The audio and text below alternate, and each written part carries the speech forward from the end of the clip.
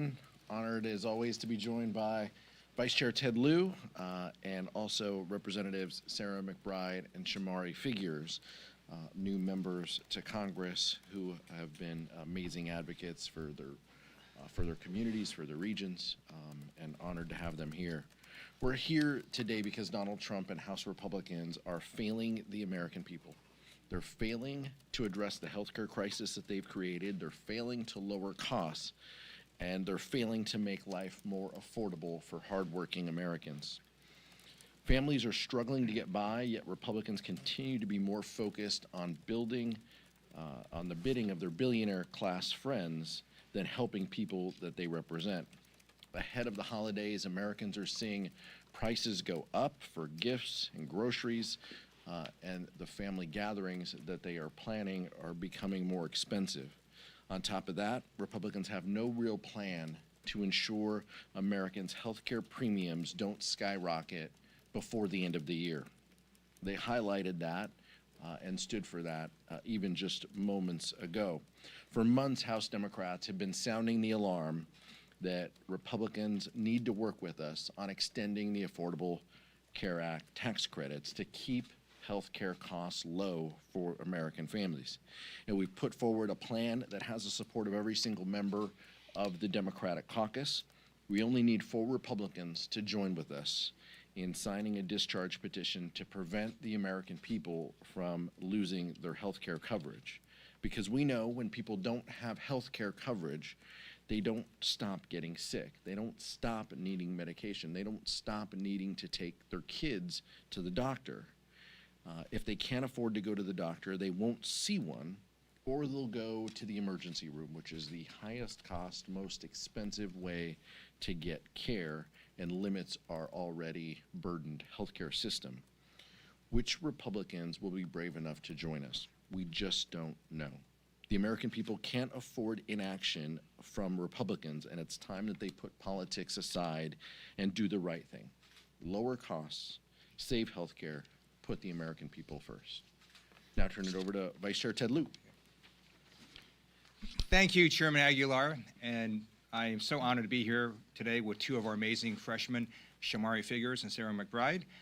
I also want to note that we had an election yesterday in America, and I want to congratulate Eric Gisler in Georgia for flipping a state House district. And just to give you some context, Democrats lost that district last term by 22 points. He won it last night. And I want to congratulate Eileen Higgins, the incoming mayor of Miami. She flipped that seat from red to blue, and she overperformed by 20 points. She is the first Democrat in nearly 30 years who's going to be mayor of Miami. And I dare Florida Republicans to try mid-decade redistricting, because we're going to win the seats that you have to weaken among Republican incumbents if you try this. Now, we have an affordability crisis in America.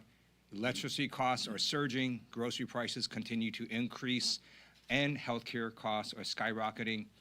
What is the President of the United States focused on?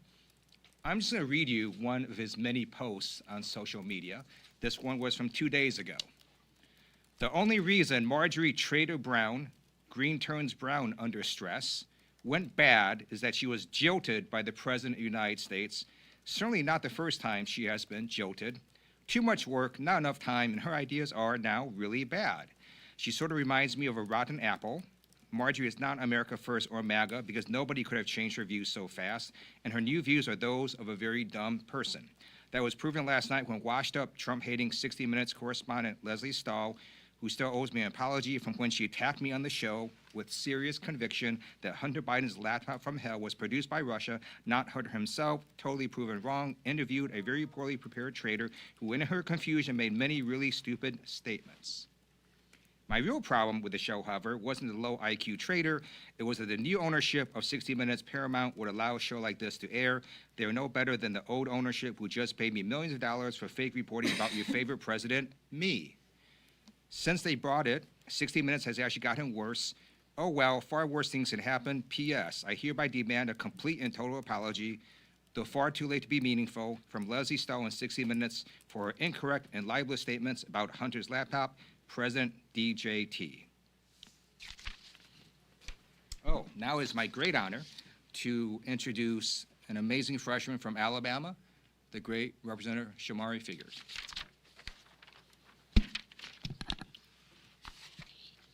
Thank you, Congressman Lieu. Look, we're in the middle of a healthcare crisis, and the stakes could not be higher. Millions of Americans rely on healthcare subsidies to be able to afford coverage, and 50,000 of those Americans are located in my district in Alabama. And it's not just a talking point back home. This is real life for people. I represent one of the poorest districts in the country. The individual median income in my district is just north of $32,000. To say that another way, 50% of the wage earners in my district earn less than $32,000. And so when we talk about 50,000 people's healthcare premiums on average increasing by a little more than double in a district where the income is just north of $32,000 on average, it's more than a talking point. It's something that hits people in real ways in real life. It's not something people can afford.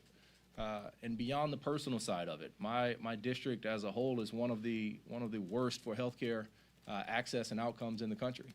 I have 13 counties in my district. You can only deliver babies in 2 of the 13. 10 of the 13 counties either have hospitals that have closed, are in the process of converting to REHs so they don't close, or are on literal financial life support under the threat of closure. And by the way, the largest hospital in my state capital of Montgomery, which I also represent, which is one of only 2 hospitals in that county, is in the middle of a bankruptcy. And so healthcare access is something that is deeply personal to my district, and to make the cost of healthcare unaffordable for people, completely unaffordable, to put it completely out of reach for people is something that is irresponsible and something that we have the ability to be able to stop, because it's going to put more stress on the hospitals that we still have. And people are going to continue to suffer some of the worst healthcare outcomes, because all of that I just said is all in a district that has the 3rd lowest life expectancy in America. And so this is something that we have to get Republicans on board to fix. We just need a few. We just need a few to join us to do the right thing. We need a few to step up to the plate, to show that they understand and they know that supporting life doesn't end at birth. It is something that we can do and something that we need to do here in Congress to make sure that the American people, in the richest nation that the world has ever known, that healthcare coverage, healthcare access is not something that is a luxury that is only available to the wealthy, and something that is only available to the few. And so I am proud to stand here with my colleagues to bring up this issue once again, yet again, something that we have been pressuring now for since I've been here in Congress for the better part of the last 10 or 11 months, but something that obviously Democrats have been pushing for decades. And we're going to continue to wave this flag. We're going to continue to beat this drum. We're going to continue to do this on behalf of the constituents in Alabama's 2nd Congressional District and those across this country, because it's the right thing to do. And with that, I'll turn it over to Representative Sarah McBride. Thank you so much to my fellow freshman Representative Figures, and thank you so much, Chair Aguilar and Vice Chair Lieu, for inviting us today. Across Delaware and around the country, families are being hit from every direction, at the grocery store, at the pharmacy, and of course now in their healthcare premiums. In 2024, Donald Trump promised the American people that he would lower costs on day one. But we all know that whether it's his business partners, people who worked for him, or the American people, the one through line throughout Donald Trump's life is that he has never met a promise that he was not willing to break. Because 1 year into the 2nd Trump presidency, all we have are a litany of broken promises and billionaire tax breaks. This affordability crisis is not a hoax. It is a choice by congressional Republicans and by Donald Trump. A choice to impose a tariff tax on small businesses and consumers. A choice to cut food assistance. And a choice to insert a $1 trillion bomb into the center of the American healthcare system. That bomb is now going off. Premiums are skyrocketing. The largest cut to Medicaid in American history is on the horizon. Rural hospitals and doctors' offices are already closing. Trump Care has arrived. And it is dangerous and it is deadly. I hear it every single day back in Delaware. Dave, a constituent of mine in Newcastle, pays $350 a month right now for his wife's marketplace plan. Next year, without the ACA tax credits, those premiums will jump to $1,200 a month. His wife lives with a disabling spinal condition, diabetes, hypertension, depression, and takes dozens of daily medications. Without this tax credit, they will lose their coverage that is keeping his wife alive. People like Dave are doing everything right, but Republicans in Congress continue to fail them. It's not too late for my Republican colleagues to do the right thing, to make a different choice. As has been mentioned, we only need 4 Republicans in Congress to demonstrate courage on behalf of their constituents by signing this discharge petition to force an up or down vote on protecting care. But I'm not going to hold my breath, because while we are freshmen, while we are new, what has become abundantly clear to us in the last 11 months is the only thing that congressional Republicans are more loyal to than Donald Trump is to cutting the health care of the American people. Imagine winning those elections, getting all of that power, and spending all of your political capital on kicking millions of people off their coverage and jacking up healthcare prices for everyone else. People deserve so much better than what congressional Republicans and Donald Trump have offered them. I ran for office after my experience as a caregiver to my husband during his battle with terminal cancer. And I simply do not believe that in the wealthiest nation on earth, any American should have to go without the health care that they need to live and thrive. And so long as there is air in our lungs and breath in our bodies, House Democrats will fight for an America where every single American can get the health care they need regardless of where they live and regardless of who they voted for in the last election. And so with that, I'll turn things back over to Chair Aguilar to answer any questions. Thank you, Representative McBride and Representative Figures. Andrew? What do you think of Haley Stevens introducing articles of impeachment against Robert Kennedy Jr. today? I think that what Robert Kennedy Jr. has done to the healthcare system, what he stands for, his latest support for decisions that reduce Americans' access to vaccines are deeply troubling from a public health perspective. I understand that members have frustrations and concerns about it. I don't know how successful those measures would be in a Republican-held Congress, but I appreciate that members have a lot of views on this and want to hold the Secretary accountable. He is someone who is an impediment to Americans having health security. I think that's very clear. And the day for accountability will come. I don't know when that is, but the day for accountability for the Secretary and many others of the President's administration will come. We'll see what that looks like, though. Nick? I want to ask about the NDAA. Do you expect to support final passage of that bill whenever it comes up later today, tomorrow? We'll see when it comes up. They got to pass the rule first. I think they're having some difficulty with that. If it comes up, well, we've had a caucus conversation this morning.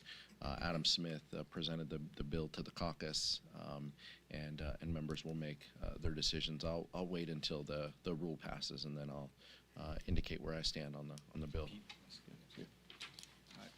This NDAA has a provision in there requiring the Department of Defense to release a video of the strike on the Venezuelan boat, particularly their second strike that killed 2 defenseless shipwreck survivors. And if the Pentagon doesn't do that, then the Secretary of Defense's travel budget will be reduced. So you have now bipartisan support to get this video released. And we need to be asking, the American people will be asking, what is Pete Hegseth hiding? Michael?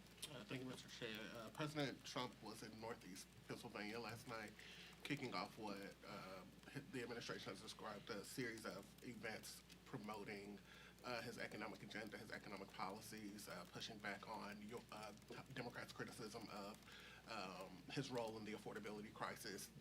Republicans believe that the more he's out there, the better it is for them and their voters to hear from the president. I wanted to get your thoughts on, do you believe the more that President Trump is out there, that it's advantageous to the case that you all are making about the affordability crisis, given that he's called it a hoax and a con? And just what do you make of the fact that they say that he's going to be out on the road a little bit more, speaking about his agenda and kind of looking to rebut some of the criticisms that you all have waged against him on the affordability crisis? Sometimes it's a long 16 blocks from Capitol Hill to the White House. Clearly, it's taken the president quite a long time to understand the affordability crisis that we're in. I think the event yesterday was one of the first I've seen that the president wasn't attending a sporting event or something else. But saying that the economy is A+++, calling the affordability crisis a hoax, these are things that the American people just know aren't true. He's lying. House Republicans are lying. They know that. They know that the affordability crisis is at their doorstep. They know it is more difficult to live under the Trump economy than it was previously. And they're holding him accountable. And that's coming through, not just in public polling, but it's coming through in our elections. In every election that we've seen, special elections from last night to Iowa months and months ago to everything in between, New Jersey, Virginia, Mississippi, Georgia, I mean, all of these, Republicans continue to underperform because they have no real solutions. They won't solve the affordability crisis. They're only making it worse, and the American people are smart enough to know that. So I don't think that there's anything that the president can do, because clearly every time he gets in front of a microphone, he's saying something that is an outright lie, and the American people know it. So I don't have any problem with him continuing to go out around the country and to talk about this, because the polling clearly shows that folks aren't paying attention and that they know better. Yeah. Yep. Sarah, then Ted. Just a couple of things. First of all, the idea that the American people aren't hearing enough from Donald Trump right now beggars belief. I think everyone in this country hears enough from Donald Trump, and having him go out on the road and stand in front of a sign that says affordability isn't changing that. It also doesn't change the fact that they have no plan to tackle the affordability crisis, and that Donald Trump himself has continued to deny this crisis, calling it a hoax. I think his handlers in the White House are making the same mistake that his handlers in Trump 1 made, which is thinking that they can put together these events and keep this president on message in the way that they want him to be on message. He is always going to speak what he believes, and what he clearly believes right now is that he's doing a great job, that prices are fine, that the economy is working well, and that everyone should just go along and get along. I strongly support President Trump going on the road. Even though he is old and weak and has trouble staying awake at cabinet meetings, I am begging the White House to please send Donald Trump to every swing House district. Many people say that Congressman David Valadao in California would love to have Donald Trump visit. Donald Trump can talk about how terrorists are helping the farmers. He could talk about how the racial profiling by ICE is helping Valadao's constituents. And he could talk about how the Medicaid cuts are owning the libs in David Valadao's district. I would love for Donald Trump to go to every House swing district. I think that sums it up. Chair Aguilar, Yeah. have any members of House Democratic leadership talked to the GOP leadership in the House about the healthcare vote? Why do you think they're staying strong on their argument? Because it doesn't seem like there's a lot of flexibility on their part. I can't speak for other members of the leadership team. I can speak for myself. I haven't had any conversations with House Republicans. They continue to recycle old priorities, the priorities that they laid out today in their conference meeting and in front of all of you previously, are all old ideas, 10, 15-year-old ideas that reflect where Republicans are, that basically say if you have money, you can put some money aside to help with your health care. It does nothing to address the millions of people in Alabama's 2nd District who are losing their health care and around the country. Democrats are fighting for them. They're fighting for people to keep their health care, and none of the ideas that Republicans put out today move the needle to actually help the American people keep the health care that they have. Yeah. I'm sorry. Just briefly on that, with regard to the Republican conference's proposals, quote unquote, on the healthcare affordability crisis, the one that they created, this is like an arsonist setting fire to a house and then bringing a garden hose to try to put out a 5-alarm fire. These are no solutions to actually grapple with the healthcare crisis that they created. The Republican healthcare plan was the big ugly bill. The Republican healthcare plan is Trump care, which we are living under right now. The largest cut to Medicaid in American history, a massive cut to Medicare, inaction, letting the ACA tax credits expire. That is the Republican healthcare plan, and that has been the Republican healthcare plan for decades. Because every single step of the way, Republicans in Congress have tried to prevent progress in expanding access to healthcare and have tried to cut healthcare for the American people. And it certainly stands in stark contrast to our proposals, to extending the Affordable Care Act tax credit, to expanding Medicaid, to improving Medicare, and to guarantee that every single American can get health care without breaking the bank. In the middle of this affordability crisis, there is growing concern that the construction of these AI data centers in rural communities specifically could be increasing the cost of utilities like water and electricity. Do Democrats see this as a priority? And if so, is there any bipartisan consensus that this needs to be addressed? Democrats see rising utility costs under this Republican administration as a priority. We see the data, we see the numbers go up. Vice Chair Lieu, I'll let speak, is convening some stakeholders to speak with members of the Democratic Caucus on these issues. We think rising utility costs are a concern for the American people. One of the first things the administration did was to gut any renewable energy proposals that the previous administration had in place that would have diversified our energy, would have lowered costs, made significant investments. Those types of things, and his opposition to an all of the above strategy really harms the American people and is going to continue to rise their costs unless we address it. And Democrats have ideas and strategies on how to do that. But we're going to need to ensure that we have the gavels in order to deliver on that. Sure. There are a number of reasons why electricity costs are surging under the Trump administration, outpacing inflation. The tariffs, for example, do increase the prices of many products, some of which these utilities do use. In addition, the Trump administration canceled a number of green energy projects, and when you reduce the supply of energy available, you're going to drive up costs. And yes, it's also true that AI data centers also do use a certain amount of electricity. And when you take this in combination, you have electric costs surging. And again, what is Donald Trump doing? He's simply rage tweeting on his social media posts and saying batshit crazy things.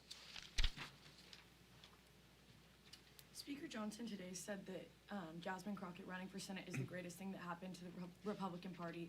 The Republicans have tended to make, or try to make like a boogeyman of people in the Democratic Party. We saw it with Mamdani during the shutdown, and now with Crockett. Do you have a reaction to these comments that they're making?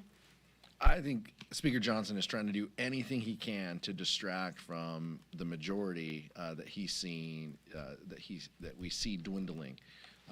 And it's like sand falling through his hands. He just can't keep a hold of it. He sees that. He would much rather talk about a Senate race than he would the Georgia House races that Republicans lost, or the mayor's race that the vice chair mentioned, first time in 30 years that a Democrat has been mayor of Miami. He wants to distract and take away from this because he's losing his grip on his majority. That much is very clear. So the more that Speaker Johnson wants to talk about the national landscape and the Senate environment, I absolutely support, because he's losing his majority next November, if not sooner. Thank you. Mike in the back. Thank you. On the ACA subsidies, yesterday we saw yet another plan to extend them 2 years, not the 3 years you want, and it's got some eligibility limits and some HSA, promotion language in there. But it does have the advantage of being bipartisan. Jared Golden's on it, Tom Swazi, a couple others. Do you see a scenario where if the option is no extension of subsidies, or you guys have to swallow a shorter window and some of the reforms that you don't like, but do you see a scenario where that is the vehicle that can actually get something done? No one has signed on to your discharge petition from the Republican Party. We want to help the American people. We want to pass laws that help the American people. The House and Senate, Democrats both have the 3-year proposals that you mentioned. There's 2-year proposals. There's 1-year proposals that are bipartisan. I understand that. We're not negotiating, here in this room. Let's see what the vote totals, look like. I don't anticipate that either of the Senate proposals has 60 votes. Democrats have said we'll go anywhere, we'll talk to anyone if it delivers support. If it supports our health care for the American people. That is our policy. We feel that the 3-year proposal is the best, fastest, most certain way in order to do that. But we're willing to have conversations, and members are having conversations as you see with that outline. And we support members having those conversations. Right now, let's see where the vote totals are. That group is growing. It is bipartisan, as you mentioned, but it is nowhere near the 200+ members that we have on our bill right now. So let's give it some space and some time. But our focus, our North Star, is always going to be, how do we deliver the most help to the most people? And that's what it will continue to be. Sure, Yeah, Shomari. And I'll add to that, in the lead up to and during the shutdown process, the one message that was consistent coming out of the Democratic Caucus was, come and talk to me. Meet us at the table. Let's discuss a way to keep health care affordable for millions of people. The fact that we're even getting to the point now where there are bipartisan solutions, I think, is an outcome, or bipartisan proposals, rather, is an outcome of that messaging and of that belief and of the strategy of Democrats to be willing and open. It's not even a strategy, it's a core principle, right? Just come to, we all got elected to Congress to come here to try to hash out different deals in different ways where we understand we won't get everything we want, they understand they won't get everything they want, but we should be able to come together as adults in a room and come up with solutions that literally will save lives in this case. That is so drastically necessary. So I think, that is progress that we're seeing those sorts of offers on the table. And I think it's progress that's been driven by the leadership of the Democratic Caucus and the position of Democratic members of Congress. One of the things that it also speaks to is, where is Speaker Johnson, on this? His members are clearly speaking out against him by supporting these bills, 1-year, 2-year bills. He is nowhere to be seen. That's why discharge petitions happen. That's why discharge petitions have been successful, is because he cannot lead a group. He cannot keep them on the same page because they know his North Star is how to decimate the ACA and hurt the American public, and they know that that's not popular. They're just waking up to it. And they were trying to do something to send a message to their communities that they're aware of it after they voted for the largest Medicaid cut and health care cut in American history. Well, on that, a quick follow then, if I could, because Mike Johnson is not going to bring the Fitzpatrick bill to the floor because, as you say, he doesn't support the subsidies that you do. But Fitzpatrick would need Democrats to sign the discharge petition to force it around Mike Johnson. Would you guys be willing to sign the discharge petition if the 3-year plan doesn't reach the 218 threshold? Look, let's see what the 3-year plan delivers on the discharge side. I haven't heard specifically if Congressman Fitzpatrick and the other Democratic sponsors are ready to discharge their bill. So there's a couple steps here before we get to that point. But like Shomari said, look, the American people know that the Democratic Party supports health care. We want to deliver support to as many people as we can to avoid this catastrophic cliff that Republicans have created. Unfortunately, Republican leadership doesn't want to meet with us or talk with us about it. So we'll see what the member-to-member conversations will yield. Last question. Yeah, on the video of the boat strike, Representative Mike Rogers announced the investigation in the Armed Service Committee has concluded. What are you expecting from this investigation of the boat strike? Well, the administration needs to brief all members of Congress. Some members of Congress have been briefed. I think all members need to have access to the video and to a comprehensive briefing in a classified setting, as well as whatever report is done by the House Armed Services Committee needs to be available for all members to look at and to view. As the Vice Chair said, there are some accountability measures within the NDAA and withholding parts of Secretary Hegseth's budget until the information is released. That's a good start. We need more of this information, and we need to ensure that we understand what the focus will be moving forward as well, and if there are any changes to policy that the Secretary has conveyed to his combatant commanders. Thank you so much.